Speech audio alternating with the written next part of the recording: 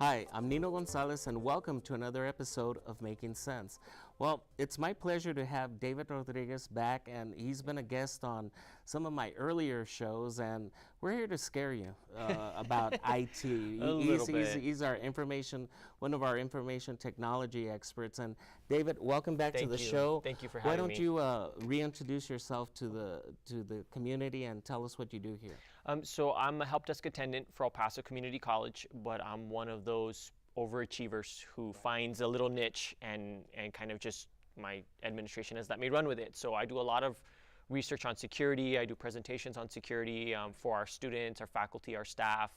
I do training for even IT people related to security. I have my Associate of Applied Science here from El Paso Community College in Network Security. But it's something that I just saw a need for, and I just started the more research. It's really interesting, and as we're going to talk about today, it's getting increasingly worse and more frightening.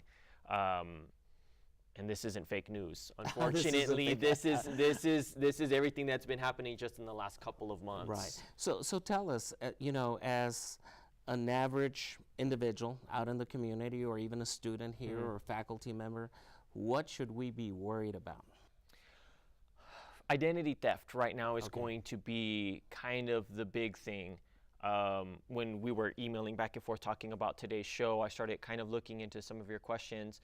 And identity theft really is going to be the most prevalent simply because of the Equifax breach, which we could do an hour easy just on that, and we'll see where the conversation leads us. Let's talk about that Equifax breach. And, first of all, they waited months to tell us. And then they didn't know for months. Wow. To begin with, they didn't know for several months. Okay. And then when they knew, they still waited several more months to inform the public. And then when they informed people, they held back information. They didn't tell everyone, the media, the government, they didn't tell everyone how bad the breach was.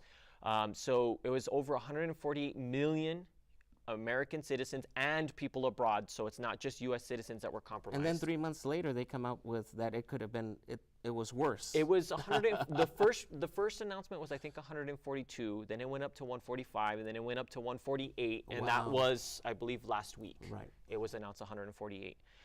But it's name, social security numbers, date of birth, address, driver's license numbers, and expiration dates in certain states, credit card numbers, tax ID numbers, email addresses, and phone numbers.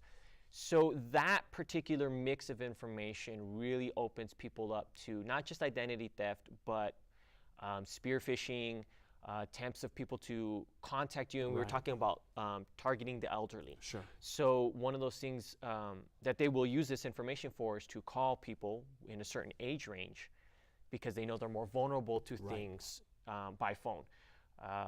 So they may call and say, this is the IRS calling you, this is the electric company calling you, and so those are some of the things. But identity theft, I think, will be... Or this is your bank calling you. This is your bank, this is your credit card company. I get 3 or 4 of those calls a week at a minimum. And especially the IRS, It's tax season. I've heard a lot of that they call demanding payment. If not, they're gonna freeze your accounts. They know where your accounts are because they have that information, and so forth. And none of that is true. None of that is true. The IRS will never call you. Right. They're not going to send someone to your door. They send you a letter, and they give you instructions on what to do. They give you a certain time, and they give you a certain time, and the website on there is the IRS website, but people are going to try and scare. The scammers are going to try and scare people by calling them and saying, this is the IRS. You've got money in your account that doesn't belong to you. Someone accidentally gave the wrong routing number. You need to return it to this account number. And it started almost, let's see, the income tax information was available to people around the end of January. And as of February, there were reports of people who were being scammed. Okay. I mean, they didn't even wait very long. And it happens all the time, but I think we're seeing more of a prevalence of it happening. And we'll see more of it. And so with this Equifax breach, is anything going to happen? They're still in existence. Okay, so this is another one of my favorite topics. one of the things, and I think we talked about this, one of the first shows that we talked when we were talking was, a lot of times you have a choice on who you do business with. You don't have a choice when it comes to Equifax, TransUnion, and Experian. They have your information. Period. And we never and you never had a choice. We never had a choice. You never had a choice. So you didn't have a choice on whether you would do business with these people. So the number one recommendation to prevent some of the damage, you're not going to be able to stop all of it, but to prevent a lot of it is to freeze your credit. So depending on the state you live in, it may cost between $3 and $10. Some states are slightly higher. I believe Texas is 12. And Equifax isn't waiving these fees? Well, at first they were not. And then they announced, well, if you request a freeze within a certain date range, we'll waive the fee. But when you're talking 148 million people, and let's be conservative and say it costs $10 a person, Equifax stands to make over $1 billion just from this breach. And that's, you have to freeze your credit at all three agencies. So that's... And then they don't make it easy. No, to it's... freeze. You have to go through a process. There's a process. And then sometimes you might be directed to call customer support and they might never answer, Yeah. So right now there's legislation in progress where they're looking at turning off those fees. The government, I believe it's the Senate, it may have been the House, I don't remember which of the two, brought this legislation to the table and said, you know what, no, it's not right that you're profiting off of your mistake. So they are looking at removing that fee, because there's a fee to freeze it and then there's a fee to unfreeze it. So they double dip into this pool. So the government now and then you got to remember the code or the key they give you? They mail you a PIN through the mail, and it's a very long, complicated number that you need to unfreeze it. So the government is looking at putting legislation that will remove those fees because they don't want these companies profiting off of this. Now, whether anything will actually happen, I don't know. I do know, I believe the SEC is investigating one of the Equifax CEOs for insider trading. Because right before this information became public, there was a lot of sale of stock. There was a lot of people at the top that sold off their stock. So potentially there will be some people who will answer for this. But even if individuals don't go for the credit freeze, at least do the minimum of the 90-day credit alert, which at least that's something. Have you lost sleep over this, David? No, no. I was pretty quick to put a lockdown on most. You did put a lockdown I on tried. all of it. Yeah, really? But the thing is that the damage is already done. And the credit freeze is just one step. Right, because a lot of this information can also be used for criminal activity. And not even just criminal activity, but people, for example, I have a family member that has his information compromised. And there's somebody running around out there writing hot checks. They have a criminal record.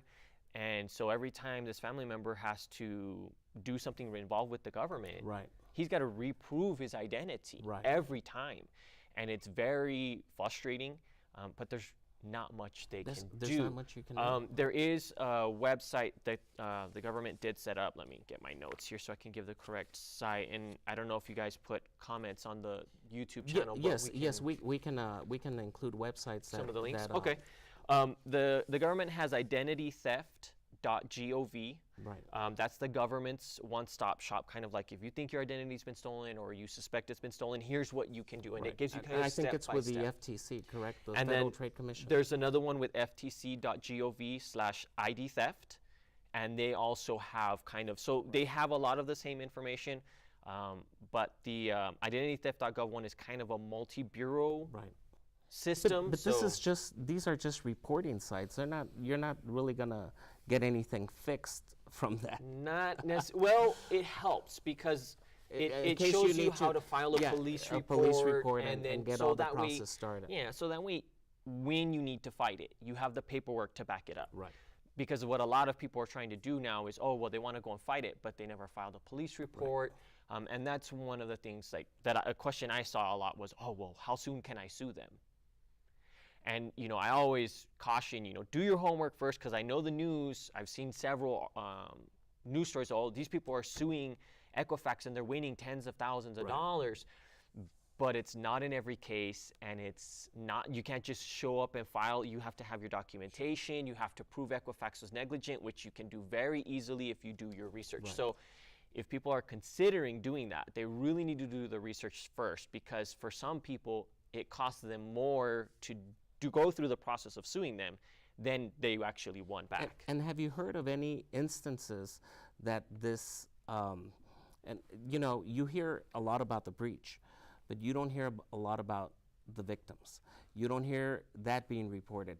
Have you come across any instances where there's been victims because of the breach? And I don't have it here in my notes, but I remember when the breach was first announced, there was a woman who reported she had been breached. She had her identity stolen several times right after the breach had happened. Now, I don't have the exact facts to know if it was a direct result, but all of the information that was compromised makes it so much easier to have your information stolen. Right. So one of the first things people can do is freeze their credit immediately. The other thing is to at least check your credit. Right. I do have a link in my notes for a company that did a survey 6 months after the breach to ask people, have you even checked your credit? And they haven't. 50% of Americans have not Sure. checked their credit since the Right. breach. And that's not a good idea. You really need to start keeping a good eye on, if you're not going to do Right. a freeze, because, and there's a variety of reasons why people would not, I'm getting ready to apply for a loan on a house, I'm getting ready to apply for a loan on a car, Or I'm a student doing student loans. Or I'm in the process of applying for a new job, and they check Applying your for a new credit job. Well, reports. that won't affect your credit in that way. When you put a freeze, it doesn't affect your credit rating. No, but they won't be able to look into it. It limits what they can Right. see. So again, you need to really kind of think it through and decide. And like I said, you know, you're giving great advice and checking the credit report, and then also, if they don't want to do a freeze, at least do the 90-day alert and renew it every 90 days for, I guess, forever, because that information is out there forever. Forever. And Right. and some banks will also, they have services that help you do the credit monitoring, and there's a variety of services that offer it. One thing that I did come across is LifeLock.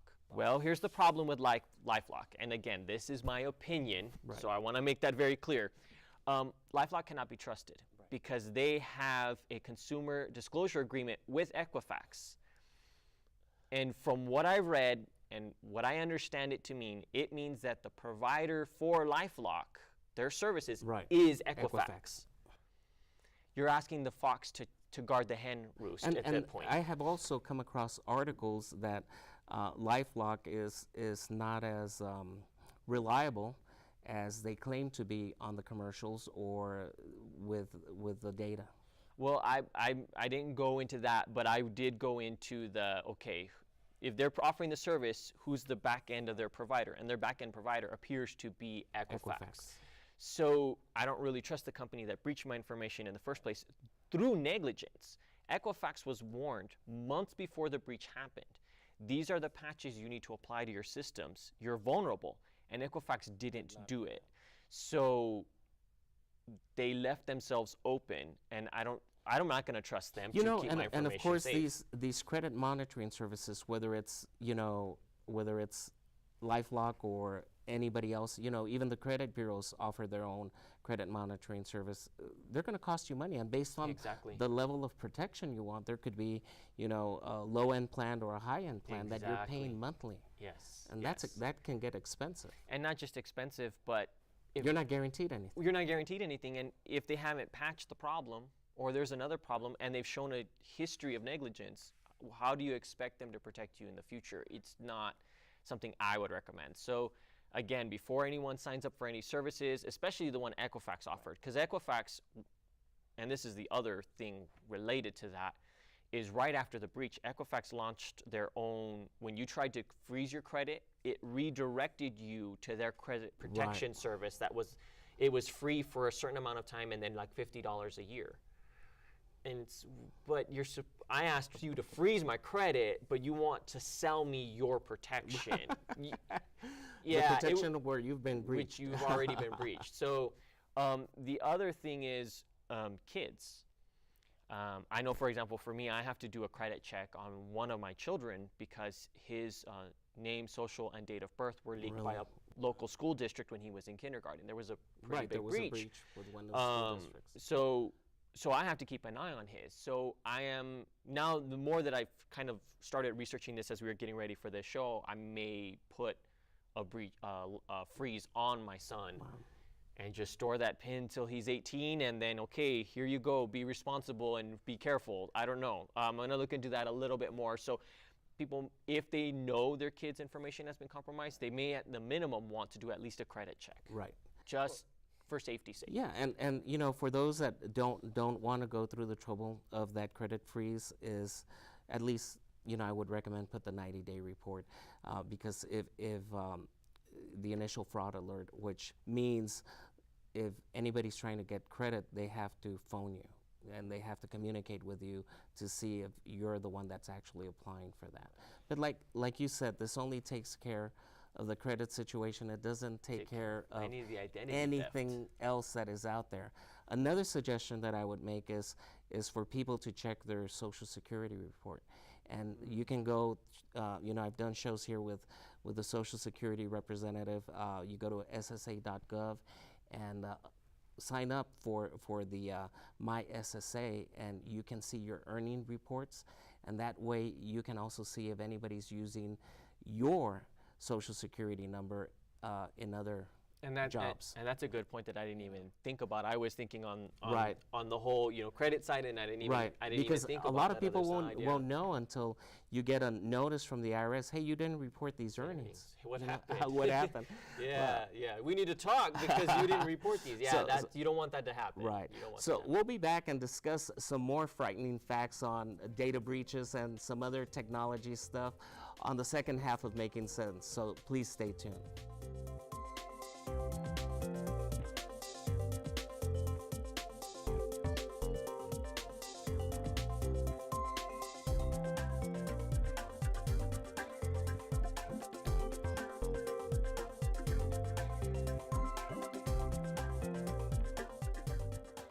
Welcome back to the second half of Making Sense, and I'm here talking with David about the Equifax data breach. And you know, you made a good point, is that probably why we haven't seen as many stories of victims is they're waiting, right? Yeah, they're gonna wait. And so in any large breach, this one from Sony a couple years ago, they wait a little bit for the news to die down.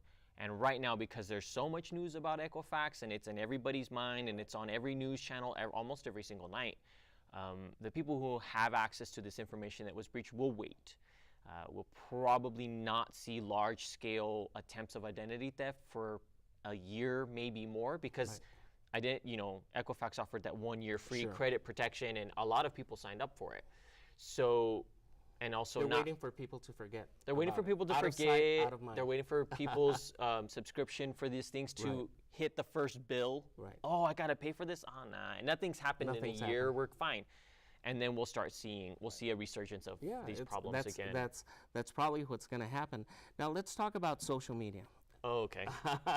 You You sure? know, You sure? Do we have another hour? I don't think we do. You But know, we've heard about the recent Facebook, and they call it a data breach. It really isn't.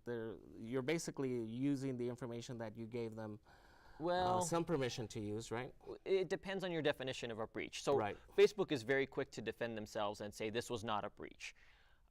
But when you look at how the information was obtained,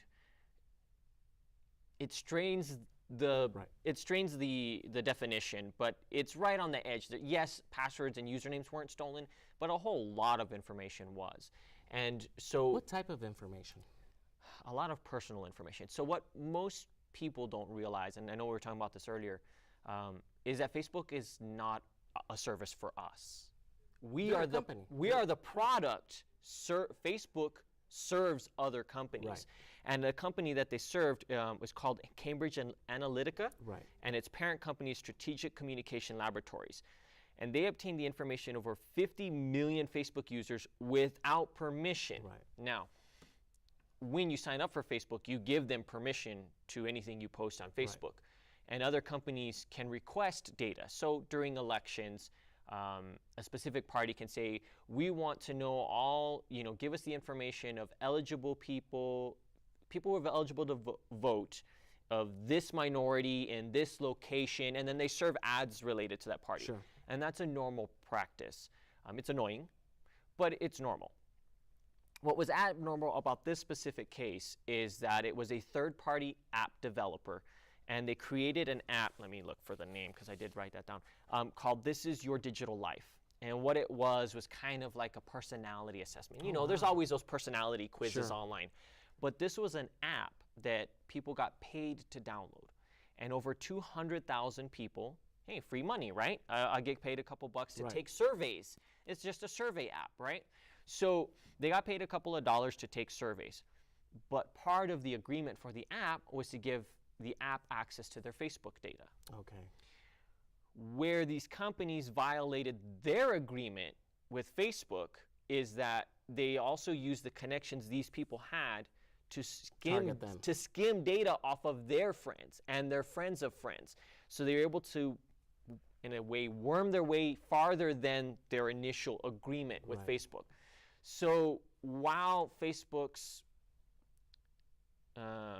adamant that this is a violation of policy, not a data breach, and I started looking into some of the data that was recovered, but it's a lot more than just, oh, I'm David Rodriguez, I live in El Paso, I work for this company, I like cheeseburgers and pizza. It was far deeper than that. It was, who are your friends? What is your political affiliation? What are your likes and dislikes, to a level that Facebook will not disclose. Excuse me. And the other problem is that Facebook knew this happened 2 years ago. And they told this company, hey, you're in violation of our policy. You skimmed more data than we wanted you to.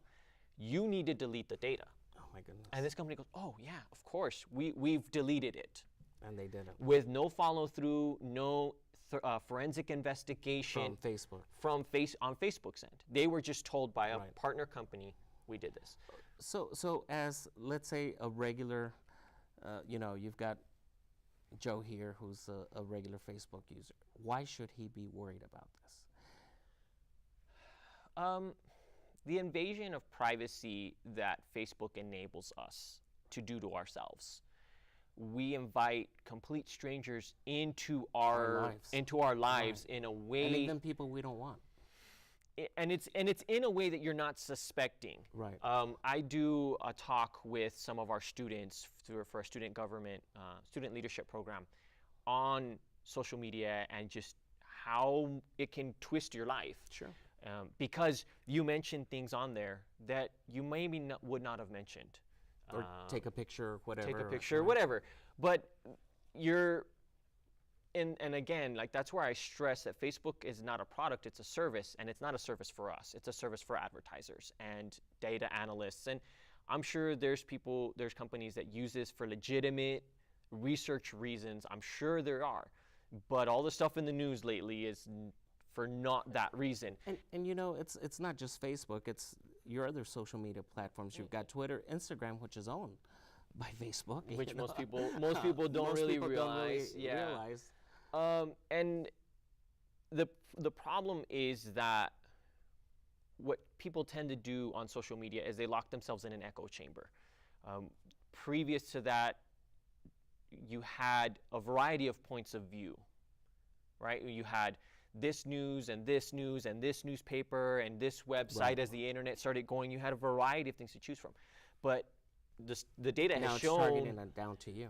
Well, the data has shown that an increasing number of Americans get almost all of their news from Facebook. It's close to half, if not half or more, of Americans get the majority of their news from Facebook. So I know I made the joke about fake news earlier. A lot of that is fake news. But when you look at the targeting campaigns, and they're targeting people in specific groups with specific affiliations of specific people, and they say, okay, we're going to target all of these people with this specific news story that may or may not be truthful, or it may only be partially truthful. Then you start swaying public opinion in a way that's never been possible before. And so, we've heard about the Russian involvement and all of this, and how they trolled,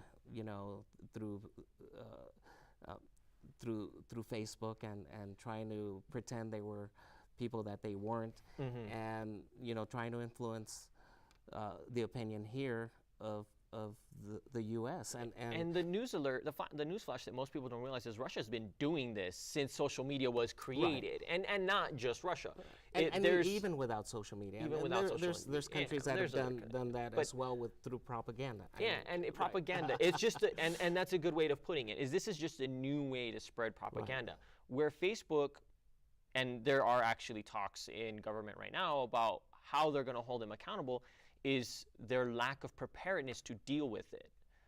Because Facebook accepted money to put these ads. Right.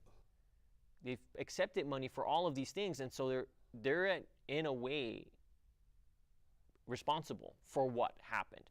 Now, and I would, again, was looking into some of this because the company that did this, they made millions of dollars from the Trump campaign to pull this data. Now, how they did it and why they did it, whether it was successful or not, we will probably never know. Again, there's the whole electoral college and how the government works. Sure. We'll never know if this affected it in any meaningful way, but the data still shows that they put a lot of effort into doing this. So they either believed it was going to work or that it could have some kind of influence. Effect, right? And any influence is influence, whether it's good or bad. And so one of the things that people just don't be so stuck in your echo chamber. And don't be so stuck in social media. I mean, and it can be a valuable tool, but I've seen, here we're talking about, influence of opinion being affected, but lives are affected as well. I've seen a lot of marriages, relationships breaking up just because of Facebook and social media. And actually, I believe the number is just over half now of divorces. Facebook or social media is cited as a reason. So that's a whole other thing. But my focus is more on the echo chamber. Right. We tend to have the friends on Facebook or social media that agree with us because we don't want to get in an argument online. Nobody wants to do that, really. I mean, except people who don't have anything else to do. But we don't want to get in an argument online. So we defriend the people that don't agree with us, and eventually you're left with just people who think like you. Right. But that's not healthy either. So maintain a healthy skepticism, I think, is my biggest recommendation for people on social media. Have a healthy skepticism of the news that comes out. Look at the source. I mean, if it's some website, there's actually a website dedicated to people who fall for fake news. It's called The Onion. I don't know if you've ever read Onion articles. There's actually a thing called Ate the Onion, where you'll go and use people that are vehement and angry about something The Onion posted. The Onion only posts fake news. It's a satire site, but people don't always know how to distinguish between real and satire. Well, thank you, David, for coming by and scaring us. I don't think I'll be able to sleep tonight, thinking about my credit and all these things that could happen with all that stolen information. But you always have such a wealth of knowledge, and the audience enjoys what you have to share with us. And thank you, and we'll see you next time on another episode of Making Sense.